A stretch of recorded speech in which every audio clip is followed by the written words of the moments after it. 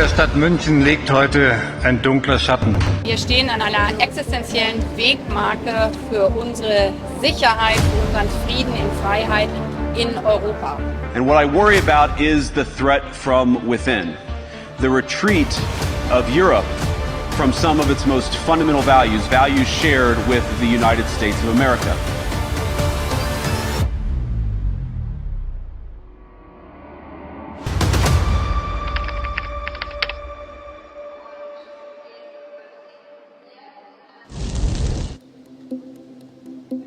This is one of the main entrances to the Munich Security Conference.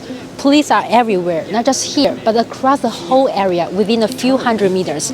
Most journalists cannot enter the main venue. They have to go through strict security checks at every location. Here, side events, press conferences, and the media center, which is set up a few hundred meters away.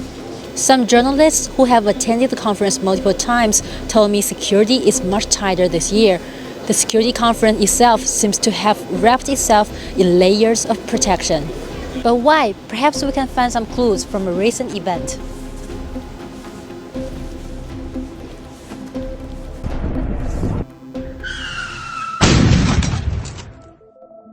I'm here in the heart of Munich, just a short walk from the city's main train station. This is where a suspected car ramming attack took place on February the 13th. The attack happened on the eve of the Munich Security Conference, injuring at least 30 people, including children. The suspect, an Afghan asylum seeker, was taken into custody. This incident follows a series of recent attacks involving immigrants, sparking renewed security concerns.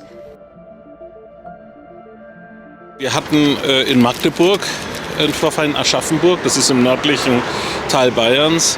Wir hatten in Solingen also ist 4-5 Mal in den letzten vergangenen 6 Monaten. Das waren also überwiegend auch Asylbewerber und die einzelnen Hintergründe sind natürlich sehr, sehr unterschiedlich. Ja. Aber das beunruhigt natürlich viele, weil das innerhalb kurzer Zeit passiert ist. I think there are risks associated with, particularly with illegal migration, that need to be addressed. It's one of the sources of insecurity, but it's not immense. It's rare to see Europe in facing so many challenges, whether it's energy prices. The Trump administration is a challenge. Amid multiple crises, some European politicians regard transatlantic relations as a pillar of European security, even as certain challenges they face stem directly from the US itself. In den Gesprächen mit den Amerikanern hier vor Ort haben wir genau diesen dauerhaften Frieden, von dem alle profitieren können, hier immer wieder deutlich hervorgehoben und klargemacht. Wir wollen dafür und brauchen dafür eine robuste Brücke über den Atlantik hinweg. The Munich Security Conference was initially dubbed a transatlantic family meeting. Over the years, it has grown into a major global forum on strategy and security, but transatlantic ties remain central. This year, with the second Trump administration in power, the discussion feels clouded by uncertainty. US Vice President J.D. Vance threw cold water on the relationship, openly criticizing Europe's democratic backsliding, making the divide even more apparent. The threat that I worry the most about vis-a-vis Europe is not Russia, it's not China, it's not any other external actor. And what I worry about is the threat from within. All the sort of extreme views that are held by extreme right parties in Germany or in France or in the UK or elsewhere is not very conducive to better transatlantic relations. It's quite extraordinary, also, by the way, with the backdrop of an election in this country. So a lot of people have basically concluded that he has supported, he's given a boon to the far right in Germany, whether this is electoral interference or not, but there is that. The primary challenge that we face at the moment is the changing international posture of the United States. So if the transatlantic relationship is about building and sustaining a shared international order, then clearly this administration is pulling away from that vision. The Europeans are singularly most threatened by this decision by the United States. I think the principal message is that the Europeans can't count on the United States for their defense. Facing Trump's second term, Ursula von der Leyen called for a significant increase in EU's defense spending. She also voiced concerns over US threats to raise tariffs on EU products. We believe that trade wars and punitive tariffs make no sense.